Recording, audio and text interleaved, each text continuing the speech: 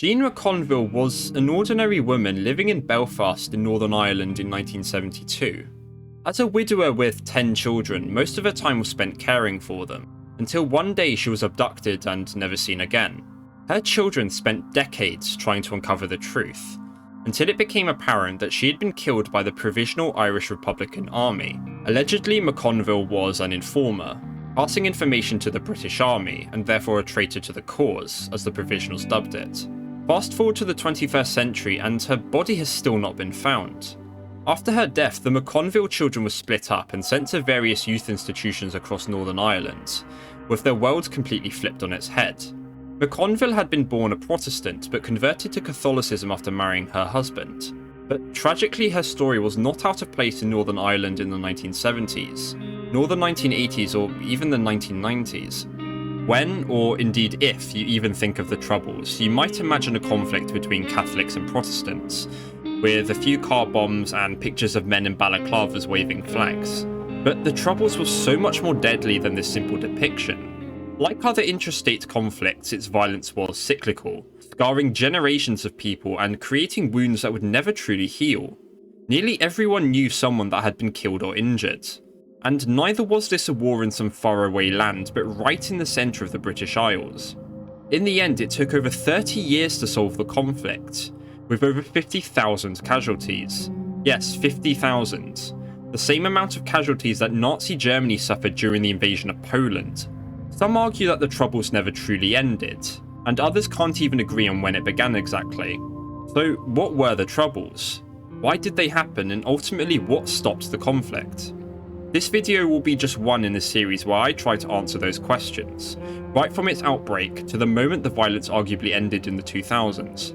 To fully understand the backdrop of the Troubles, we'll need some, say it with me, historical context. Northern Ireland comprises 6 of the overall 32 counties of Ireland. To the south lies the Republic, which became independent in 1922 after the Irish Civil War. Having formerly been part of the British Empire since 1801, Irish Nationalists staged the Easter Rising in 1916, which later led to the Irish War of Independence, which I made a video on a while back. Faced with a choice between fighting to the very end or compromising with the British, the Anglo-Irish Treaty was signed in 1921, establishing the new Southern Irish state as a dominion within the British Commonwealth. But not everyone was happy with this arrangement, and the Irish Civil War began between anti-treaty and pro-treaty forces, ending with the victory of the pro-treaty side. Going back to 1920, the British introduced the Government of Ireland Act, which divided the island into 2 separate entities. To the north was Ulster. This region loosely held a Protestant majority descended from Scottish and English settlers who arrived in the 17th century. And of course to the south was the new Irish Free State, what would later become the Republic of Ireland. The Act gave both entities their own parliament, with the eventual hope that these would agree their own terms for unification. However, Unionists, who wished to maintain their link with Britain, completely ruled out unification for the foreseeable future. And after 1922, both sections of the island followed a different course. For the south, partition was only to be a temporary solution, whilst for the north it was to be permanent. Northern Ireland itself was an odd creation. Frequently known as Ulster, it didn't actually encompass that historical region in its entirety. Instead, it included the 6 counties of Antrim, Down, Armagh, Fermanagh, Derry and Tyrone, with the remainder of Ulster going to the Irish Free State. Unlike other parts of the United Kingdom, Northern Ireland had its own parliament based in Stormont. They could pass their own local laws, manage security and the economy. Whilst they were financially dependent on Britain, Northern Ireland almost acted as a state within a state. And until 1972, this didn't change. Over the decades, Northern Ireland became a place of stagnation. Its once renowned cloth and shipbuilding industries gradually sunk into decline. Its political landscape was dominated by Unionists, and the large number of Catholics in its borders felt suffocated. Driven by a fear that the Republic of Ireland would forcibly try and reunify the island, Stormont gerrymandered political borders to ensure that Unionists would always be elected, thus ensuring an artificial majority. Discrimination against Catholics wasn't just limited to politics. Protestants were given preference when allocated housing and employment, and one could be identified as a Catholic or a Protestant even depending on what school they went to. There were also other subtle indicators of one's culture and religion. Surnames that began with O or Muk, with obvious exceptions, generally signified Catholic roots. Whilst the pronunciation of the letter H was a major giveaway, Catholics would pronounce it H, and Protestants would say H. These slight differences showed just how deeply rooted these identities were in Northern Irish society. Whilst the extent to which Catholics faced persecution is debated, what they did experience was deliberate. Catholics were second-class citizens, and by the 1960s this had remained the case for almost 40 years. We need to be aware of the collective psychology of the two main communities in Northern Ireland to understand the political dimension of the conflict. Irish historian John White outlined the key differences between them. Firstly, there were the Nationalists, who were overwhelmingly Irish Catholics. To simplify, these people broadly supported greater rights for Catholics, including the right to express their culture through the Irish language, and cultural symbols like the Republican tricolour. They wished to maintain a link with the Southern Republic, with the eventual hope of Irish reunification. At their core, Nationalists considered Northern Ireland to be an illegitimate state, and central to their narrative was the concept of self-determination. The idea that people within a certain geographic unit have the inherent right to decide how they want to be governed. In the minds of Nationalists, that geographic unit comprised the entire island of Ireland. According to them, Northern Ireland had been created without the consent of the Catholics that lived there, and was a product of British imperialism. In the traditional nationalist interpretation of history, Britain had deliberately prevented the Irish people from exercising their right to self-determination. And from their perspective, the only way to rectify this historical error was to unify North with South. In summary, Nationalists deemed Northern Ireland to be both illegitimate and the fault of Britain, and wished to unify with the Republic. Then there were the Unionists. Predominantly Protestant, Unionists believed that they had an indisputable right to remain as part of Britain. They feared that unification with the South would mean absorption into a majority Catholic state, and the loss of their identity. So they looked to Britain for support, but even this was not without trouble. In the past, Britain often held a lukewarm attitude toward Northern Ireland, viewing it more as a burden than as a blessing. The average Englishman barely understood or even cared for the fierce patriotism of Unionist parades or iconography. In their minds, Unionists believed that they were the vanguards of British culture, but were also ironically insecure of their position within Britain. Because of this outlook, they operated under what John White dubs a siege mentality. From their perspective, Unionists always had to fight to preserve their way of life. If Britain couldn't help, then it was up to them to ensure that their culture could survive against hostile Catholic forces. To the Unionists in Stormont, the best way to prevent a Catholic takeover was to ensure that they simply never got into positions of power, hence the structure of Northern Ireland. Opposite to Nationalists, Unionists rejected the idea that the entire island of Ireland was a unit of self-determination, but instead claimed that the legitimate unit was Northern Ireland itself. As the Protestant majority wished to remain part of the UK, then Northern Ireland had the right to exist. In short, Unionists always felt they had to defend their way of life from a hostile Catholic state on one side, and an unreliable ally in Britain on the other. What this meant was that each community's interpretation of historical reality simply ignored the existence of the other. For Unionists, the root of the issue was that Catholics didn't recognise them as a distinct group with their own identity or culture. But Catholics in Northern Ireland claimed the exact same thing, leading to a sharp divide that was seemingly impossible to reconcile. How could dialogue happen when neither group recognised the other? Countless attempts to reach a solution throughout the Troubles ended because one group wanted something that the other simply couldn't agree to. As Troubles terminology can be confusing, I'll refer to Catholics generally as Nationalists and Protestants as Unionists. Nationalists who supported the Irish Republican Army were known as Republicans, but not all Catholics were Nationalists and not all Protestants were Unionists, so there's quite a lot of nuance, but bear with me, it does get clearer. By the 1960s, Northern Ireland was stagnant in almost every respect. Politics was always unchanging, with the same Unionist leaders in power. For example, over the last 40 years there had only been 3 prime ministers, but even in Northern Ireland things seemed to be changing. Across the world, civil rights movements had sprung up in countries from South Africa to America, creating a new zeitgeist that emphasised personal rights and dignity. In 1963, Terence O'Neill became the 4th Prime Minister. Compared to his predecessors, O'Neill framed himself as a forward-looking reformist, who recognised that Northern Ireland couldn't just ignore the thousands of Catholics that lived within its borders. The political landscape within Northern Ireland had been dominated by the Ulster Unionist Party, or the UUP, since 1922. O'Neill set about cultivating his reputation by doing things that his predecessors had simply never done, including visiting Catholic schools, enabling greater Catholic participation in the economy, and even normalising relations with the Republic to the south. In 1965, Sean Lemass, the Irish Taoiseach called Prime Minister, visited Northern Ireland for the first time, where he was met personally by O'Neill.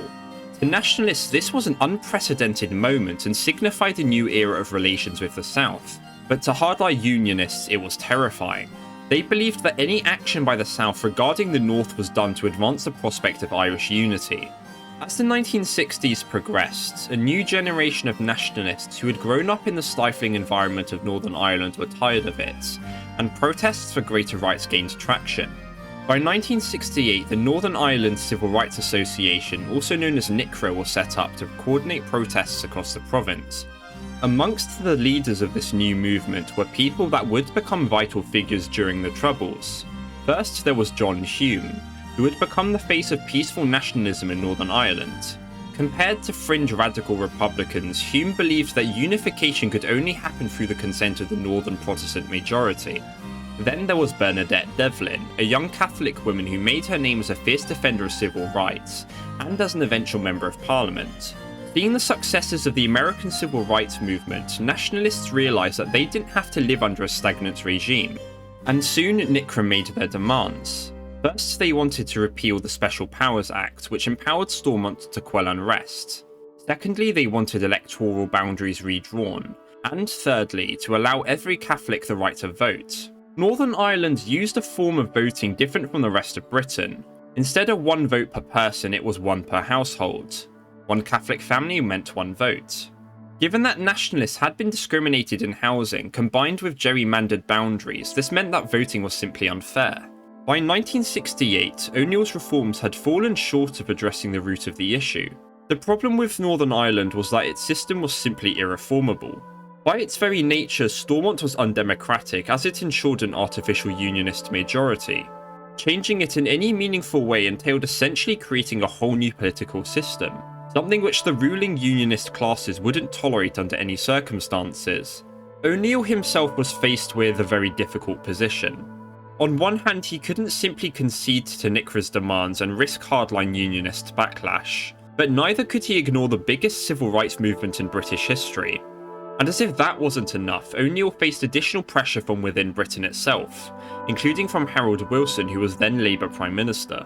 Born in 1914 to an Anglo-Irish family, O'Neill was a thorough Anglophile, having fought in the Second World War where he achieved the rank of captain. He saw himself as British first and Ulsterman second, whereas many hardline Unionists saw themselves in the reverse. But he also had as much charisma as a stone, and didn't inspire much loyalty amongst his political allies. In other words, he was not a person that people could look to mend an ever-widening rift in Northern Irish society. Beyond politics, everything would change on the 5th of October 1968. In Derry, a NICRA protest was banned and held up by the Royal Ulster Constabulary, also known as the RUC. Soon, protests devolved into violent clashes with the police. Bernadette Devlin recounts the sight in her autobiography. Arms and legs were flying everywhere. But what horrified me was the evil delight the police were showing as they beat people down, then beat them again to prevent them from getting up. It was though they had been waiting to do it for 50 years. The events were televised globally, showing the brutality used against the protesters. 4 days later, students formed People's Democracy and organised further marches in the capital of Belfast. Whilst it isn't agreed on exactly when the Troubles started, the events in Derry did mark a turning point. To the Nationalists, it demonstrated that the state was not only unwilling to implement their demands, but actively resisted it through violence. Whereas to the Unionists, the ensuing resistance by the protesters demonstrated that NICRA was a veil for the Irish Republican Army. The history of the IRA warrants a whole separate video, so I'll just give a brief history. The IRA had once been a military force that had fought against the British in the War of Independence, and later split during the Irish Civil War. Whilst the bulk of the IRA joined the pro-treaty forces and the new Irish Free State, those that resisted it rejected the Free State and declared that they would only rest until the entirety of Ireland was unified. They derived their legitimacy from the 1916 proclamation of the Irish Republic, which claimed that the Irish state included all 32 counties. A key characteristic of the IRA was peering back into history to justify their struggle. Romantic Republicans imagined their fight against Britain to be just one phase in an 800-year war against foreign invaders, beginning with the Normans in the 12th century. Talk about holding on to old grudges. After the 1930s, the IRA embodied the traditional nationalist perspective. They believed that partition was unnatural, that it was all the fault of British imperialism, and any Irish person that even indirectly supported it was a traitor to the cause. For them, the solution was simple. Violence was the only way to get Britain to leave Northern Ireland and for unification to happen. Except there were a few tiny problems with this philosophy. Firstly, they ignored the fact that Protestants did technically form a majority in Northern Ireland. The IRA claimed that the only reason Unionists were Unionists in the first place was because of Britain's support. Remove that and Unionists would remember that they were Irish at heart and everyone would be happy.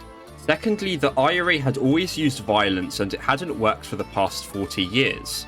Between 1956 and 1962, the IRA launched a border war against the North which failed horribly. It showed that by the 1960s, the IRA had barely any popular support. People in the Republic were more worried about the economy than about forcibly liberating their northern co-religionists. By 1968, the IRA had faded into legend, yet to hardline Unionists they had never truly disappeared. Instead, they had been hiding, slowly regaining their strength and finding new ways to undermine Northern Ireland.